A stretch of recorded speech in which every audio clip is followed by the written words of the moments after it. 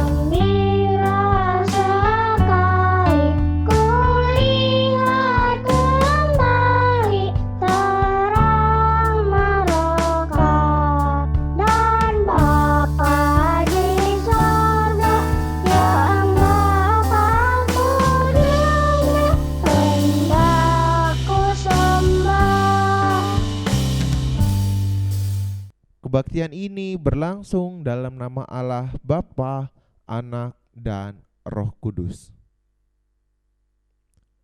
Kasih karunia dan damai sejahtera Allah menyertai saudara-saudara. Nas pembimbing dalam kebaktian minggu ini diambil dari Yohanes 20 ayatnya yang ke-20 yang berkata, "Dan sesudah berkata demikian, Ia menunjukkan tangannya dan lambungnya kepada mereka.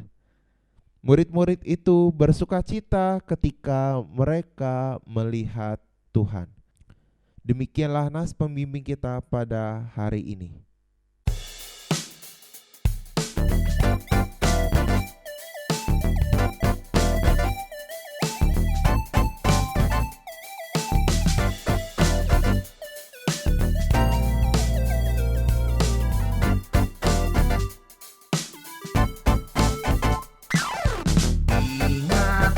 Nama Yesus, kau yang susah dan sedih.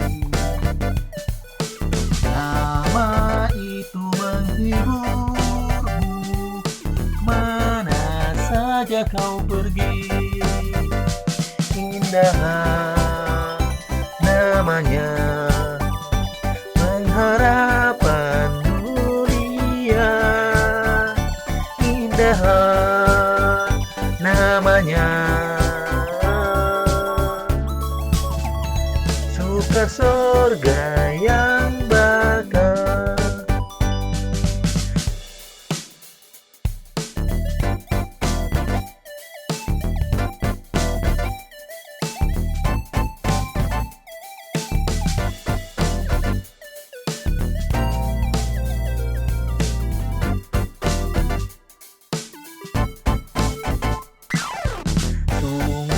Agung nama Yesus,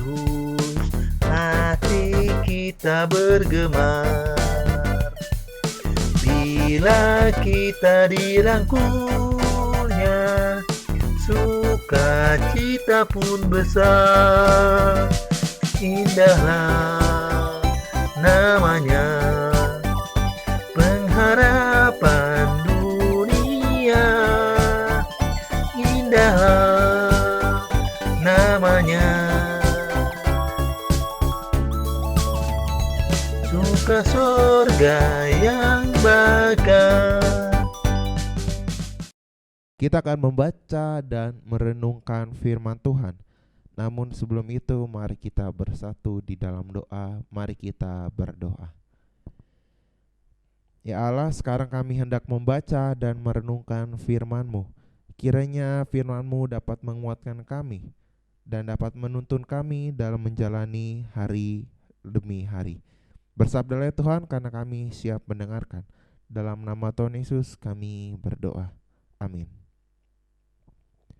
Kita persiapkan Alkitab kita dari Yohanes 20 ayat 19 hingga ayatnya yang ke-23.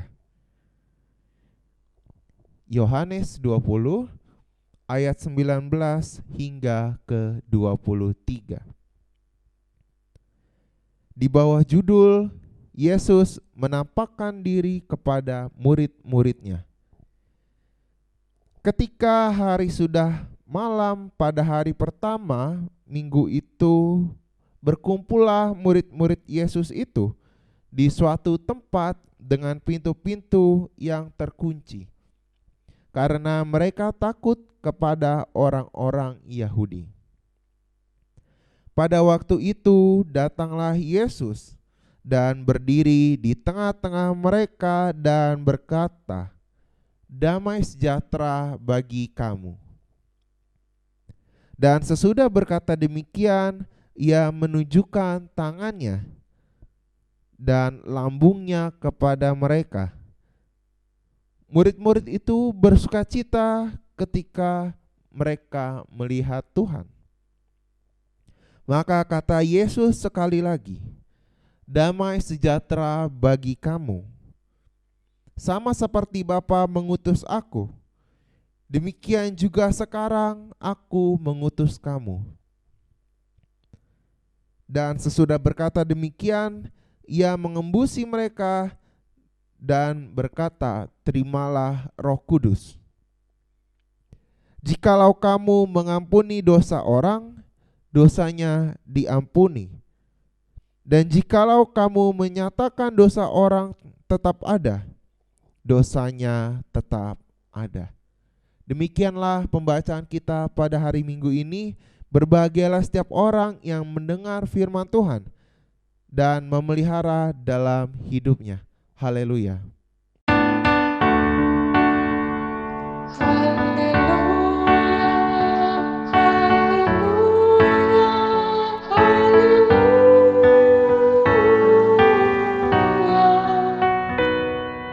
Selamat pagi Bapak Ibu Saudara sekalian.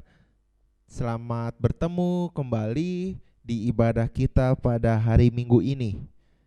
Dan pada minggu hari ini kita akan membahas mengenai perjumpaan yang mengubah ketakutan menjadi sukacita. Pertama kali ketika ada orang yang terpapar virus corona di Indonesia, hal yang pertama terjadi adalah justru panic buying. Di beberapa supermarket di Jakarta, orang buru-buru membeli seluruh kebutuhan pokok, takut-takut terjadi sesuatu hal yang tidak diinginkan. Dan hal ini justru menimbulkan ketakutan dan keresahan dari banyak orang. Keresahan ini menimbulkan teror, apakah saya dapat bertahan? Apakah nanti ada stok lagi? Bagaimana dengan keluarga saya? Bagaimana dengan hidup saya? Dan teror-teror lainnya yang justru membuat kita justru lebih takut daripada virus tersebut. Kalau Bapak Ibu lihat di media sosial PGI, baik website maupun yang lainnya, mereka berusaha membuat sesuatu.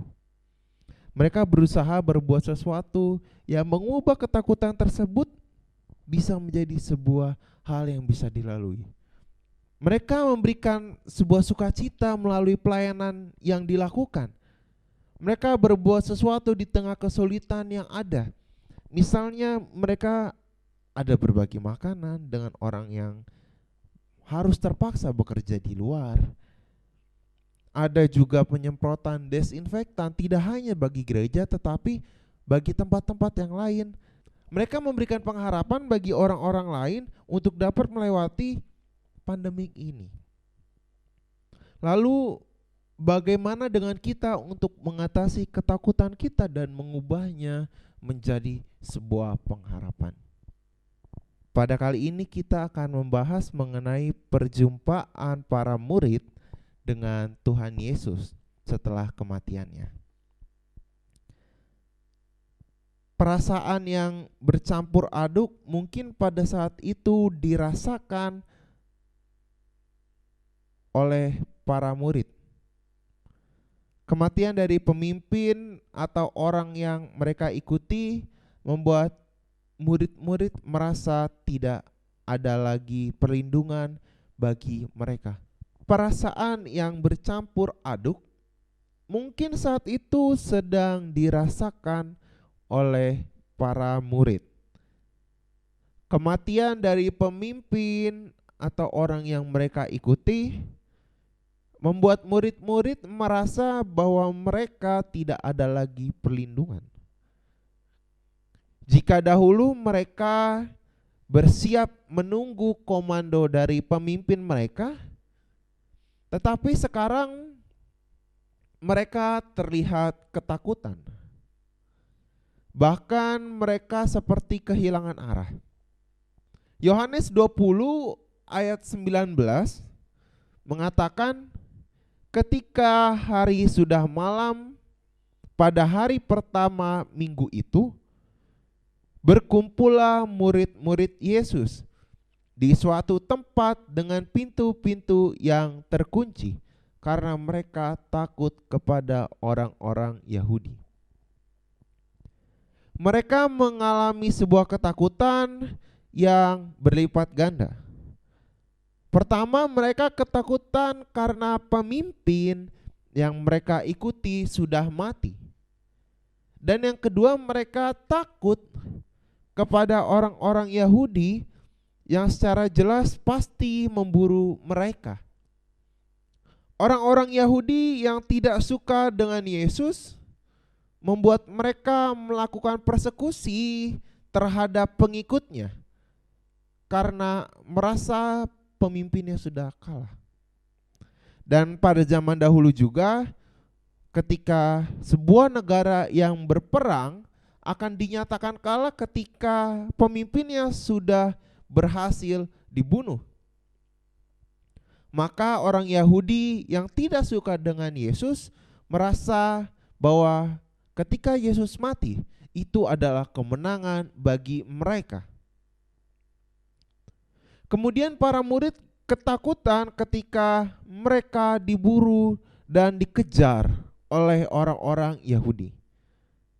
Para murid yang awalnya percaya bahwa Yesus akan melakukan revolusi dan membawa kebebasan, membuat mereka semua sukarela melakukan apapun untuk dapat mewujudkan hal tersebut.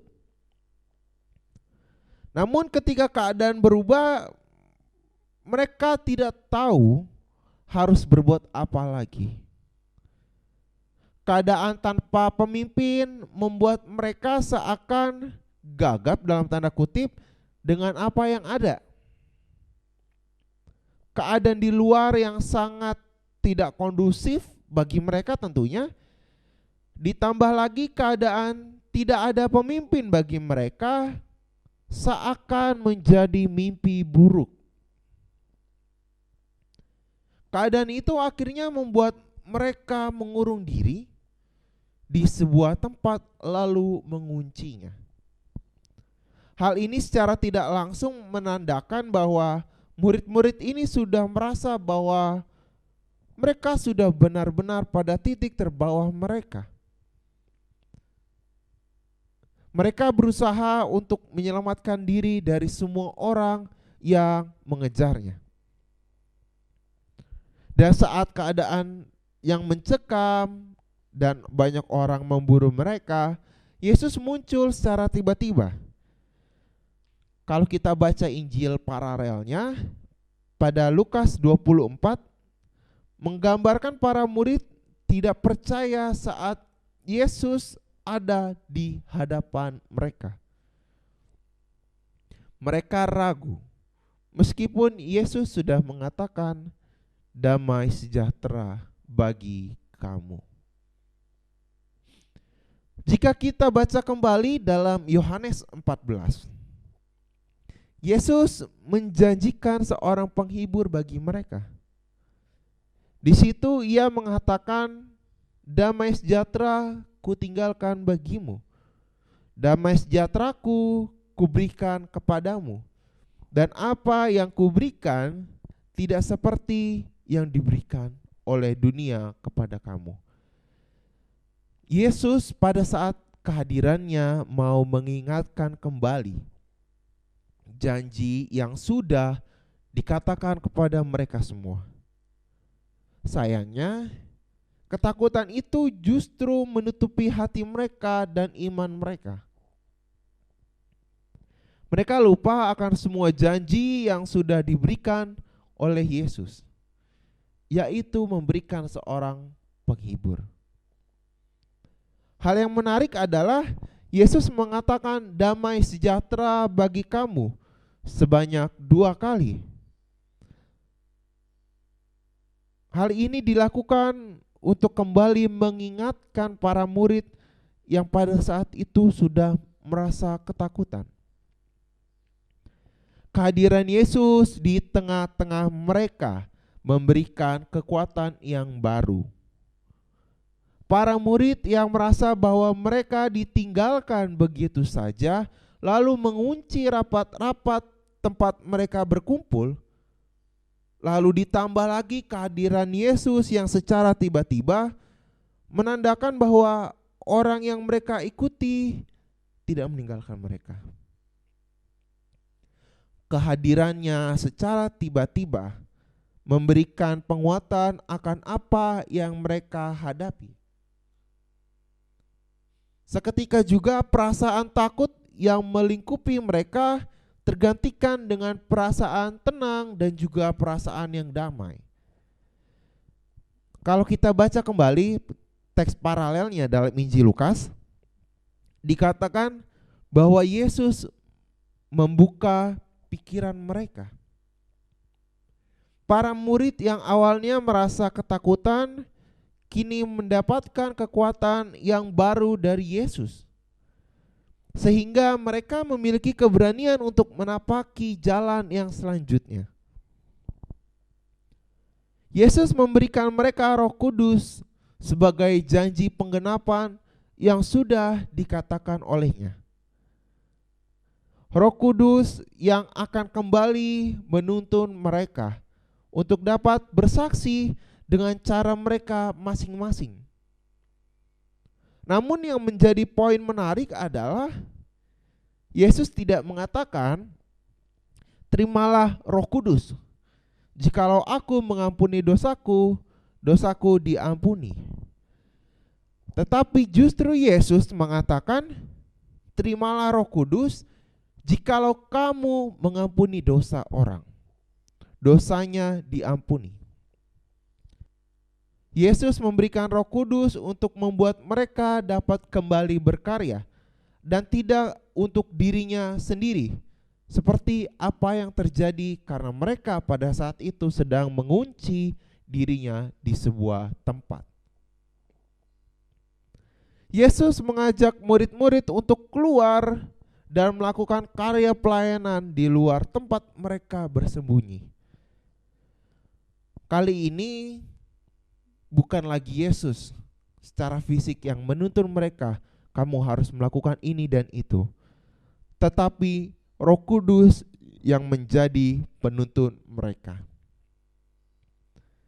Yesus tidak memberikannya secara cuma-cuma untuk diri sendiri, tapi Dia memberikan justru untuk orang lain. Mereka yang diberikan Roh Kudus diajak untuk menjadi pemimpin yang baru, untuk melakukan karya kasih Allah.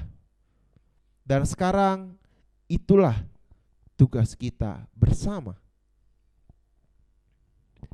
Dan dalam kehidupan sekarang ini, Roh Kudus yang ada di dalam diri kita hendaknya bisa membuat kita dapat berkarya keluar. Yesus tidak menyuruh para murid untuk diam di rumah dan tidak melakukan apapun dengan tidak berbuat apa-apa. Yesus justru menyuruh kebalikannya.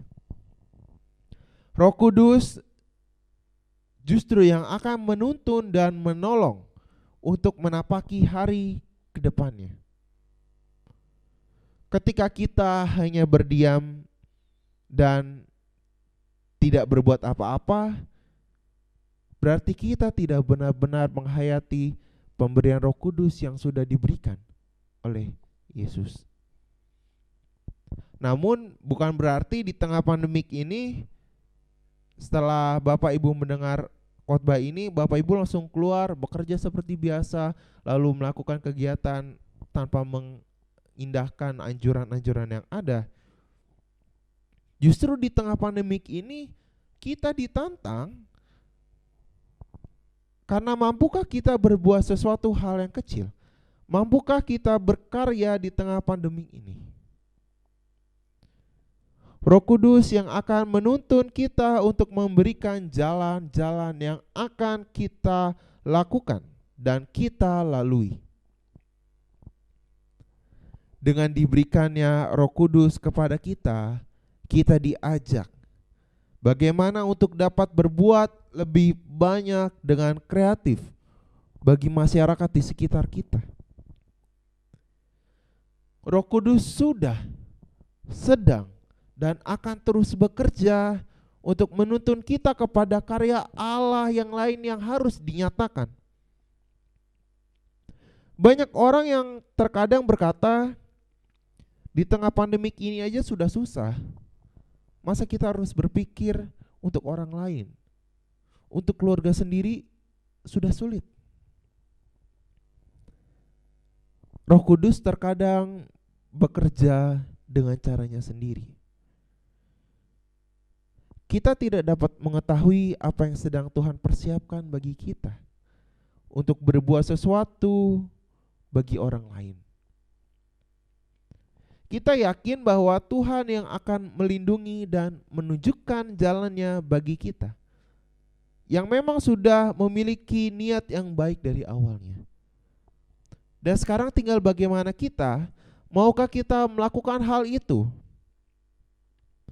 Mungkin kita tidak perlu sampai seperti orang lain yang menyumbang dengan jumlah besar. Kita bisa mulai dari hal-hal yang kecil.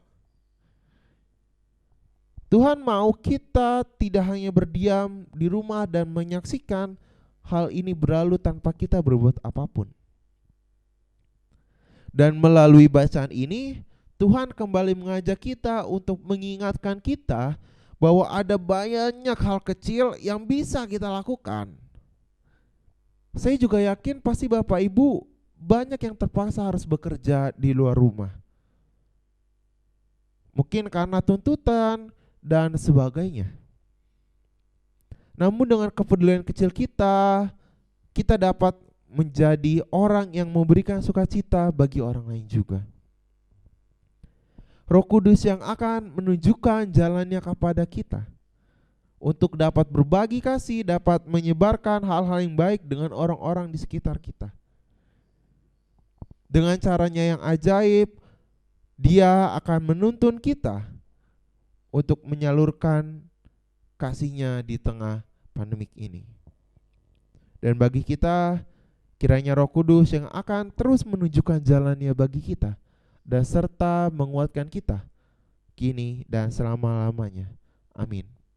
Bapak Ibu Saudara sekalian, kita akan bersatu di dalam doa syafaat. Mari kita berdoa. Ya Tuhan, terima kasih untuk firman yang boleh kami dengarkan, dan kiranya Roh Kudus-Mu mau menuntun kami dalam mengubah ketakutan menjadi sukacita di dalam hidup kami, dan kami dapat kuat menghadapi dan melewati setiap permasalahan yang ada di depan kami. Dan ya Tuhan, pada kesempatan kali ini kami hendak berdoa bagi rekan-rekan kami yang sedang sakit maupun sedang dalam pemulihan. Kami berdoa untuk Ibu Hira Sabarti Aceh, untuk Ibu Nyi Rosita, dan Ibu Farida Baidan, serta Bapak Marendra yang dirawat di rumah sakit. Engkau berkati mereka Tuhan dalam kesembuhan yang mereka upayakan, dan kiranya Engkau yang mau menjaga keluarga yang merawatnya. Kau berikan mereka sukacita dan pengharapan juga hanya dalam Engkau. Kau berikan mereka juga kesehatan untuk dapat menjaga orang terkasih mereka, ya Tuhan. Dan pada kesempatan kali ini juga kami hendak berdoa untuk segenap kami Tuhan, baik kami yang bekerja dari rumah maupun kami yang terpaksa bekerja di luar rumah. Kau yang berkati kami, Kau yang jaga kami semua, agar kami dapat melewati masa ini dan dapat kembali bertemu dengan keluarga dengan penuh sukacita dan dengan penuh rasa syukur akan Kau Tuhan. Dan ya Tuhan, kami juga berdoa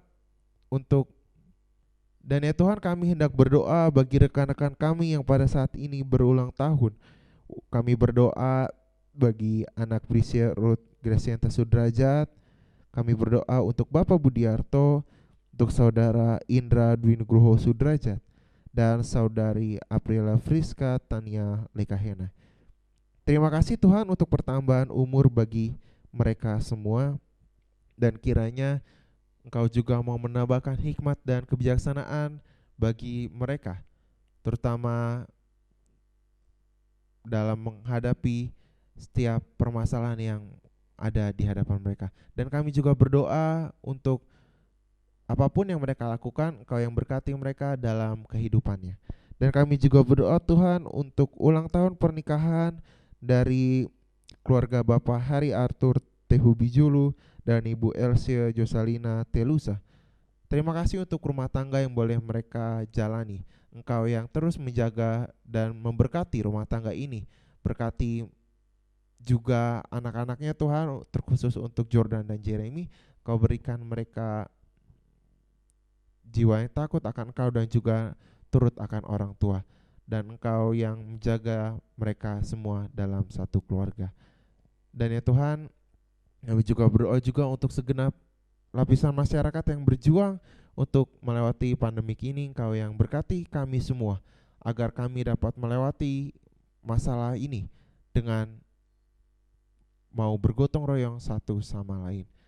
Dan ya Tuhan, mungkin masih banyak doa permohonan yang akan kami naikkan, namun kami yakin dan percaya Engkau adalah Allah yang mau mendengar setiap permohonan yang kami naikkan.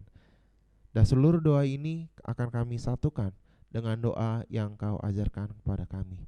Bapa kami yang ada di surga, dikuduskanlah nama-Mu. Datanglah kerajaan-Mu, jadilah kehendak-Mu di bumi seperti di surga. Berikanlah kami pada hari ini makanan kami yang secukupnya.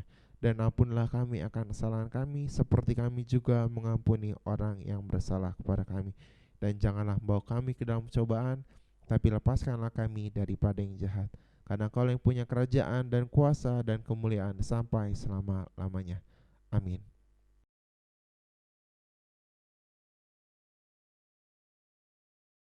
Mari kita memberikan persembahan sebagai rasa syukur kita atas penyertaan kasih Tuhan. Namun sebelum itu, dengarlah nas yang melandasi persembahan kita, diambil dari 2 Korintus 9 ayat 7 yang berkata, hendaklah masing-masing memberikan menurut kerelaan hatinya, jangan dengan sedih hati atau karena paksaan, sebab Allah mengasihi orang yang memberi dengan sukacita. Mari kita sambut dengan NKB 199 ayat 1 dan 2. Sudahkah yang terbaik ku berikan?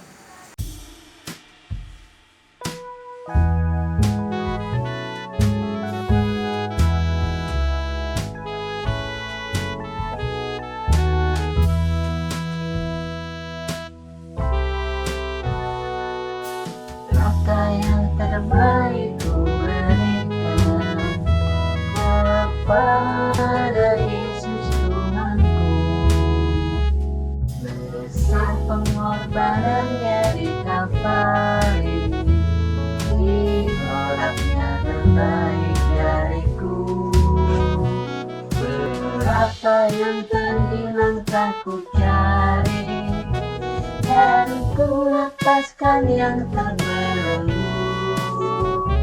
Sudahkah yang terbaik ku berikan kepada Yesus Tuhanku.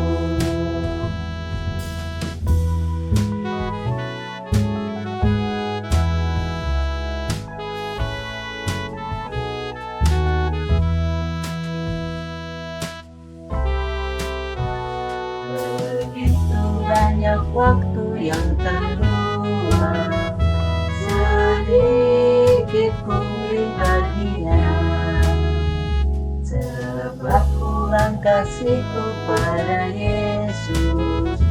Mungkinkah hancur pula hatinya? Berapa yang terhilang telah ku cari, dan ku lepaskan yang terbelenggu. Sudahkah yang terbaik ku berikan kepada Yesus Tuhanku. Mari satu dalam doa. Ya Tuhan Yesus, yang kami bersyukur kepadamu karena kasih dan pengorbananmu mendorong kami untuk memberikan persembahan sukarela ini. Kami sadar bahwa persembahan kami ini tidak sebanding dengan korban tubuh dan darahmu yang Engkau persembahkan bagi kami dan di dunia ini. Terimalah serta kuduskanlah ya Tuhan, agar berguna bagi pelayanan kasih dan keadilan demi kemuliaan-Mu. Amin. Bapak Ibu Saudara sekalian, kini kembalilah di dalam hidup kita dengan penuh pengharapan dan sukacita hanya kepada Allah. Mari kita menyambut dari NKB 87 ayat yang pertama dan yang ketiga.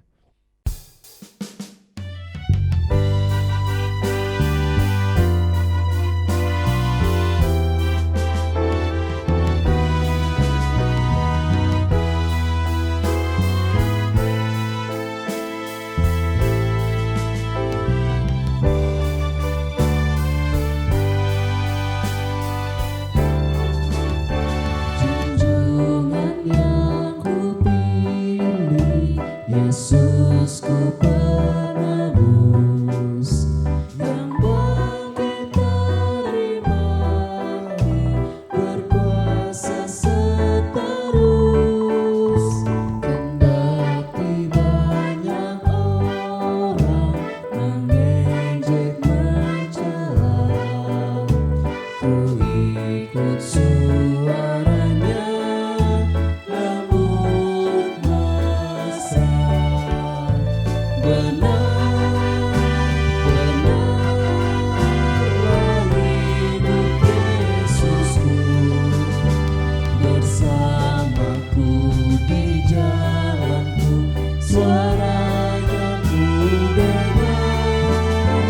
Benar-benarlah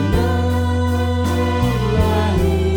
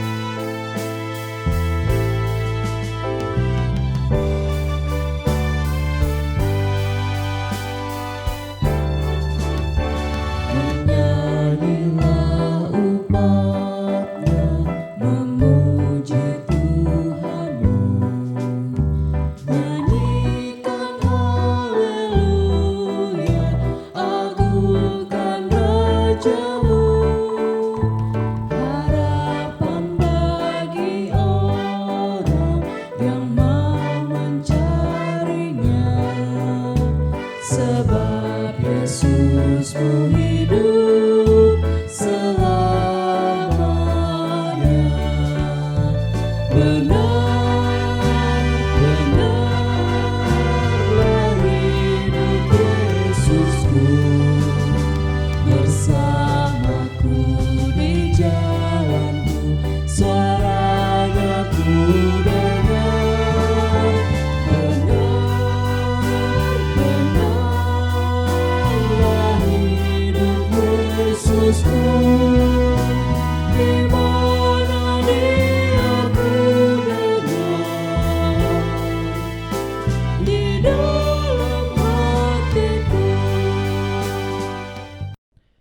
Kini terimalah berkat Tuhan. Kasih Allah Bapa yang tercurah dalam keselamatan oleh Yesus Kristus dan persekutuan hidup damai sejahtera yang dibangun oleh Roh Kudus kiranya melimpahi kita sekalian sekarang dan selama-lamanya. Amin.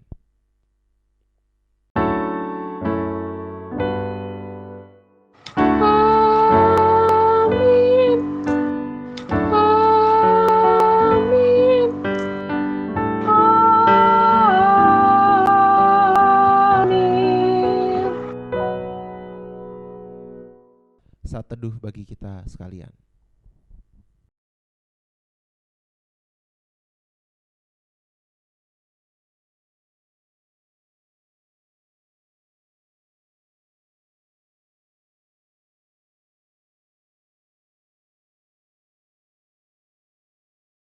Ibadah kita sudah selesai. Selamat hari Minggu, Tuhan Yesus memberkati.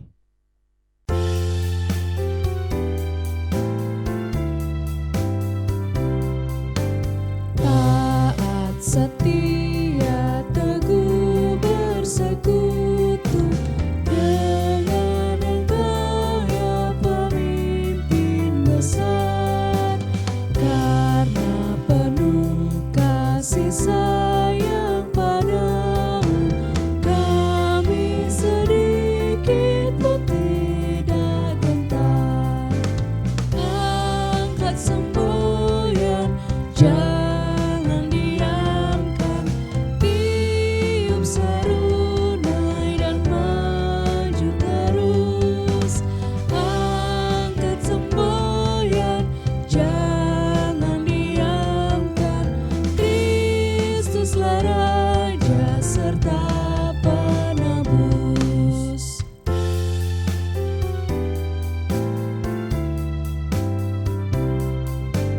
Taat setia ya Raja abadi, pimpinlah kami berjuang terus. Tundukkanlah kehendak hati kami, buat di sana tatamu kudus. Angkat semboyan, jangan diamkan, tiup serunai dan maju terus. Angkat semboyan, jangan diamkan, Kristuslah Raja serta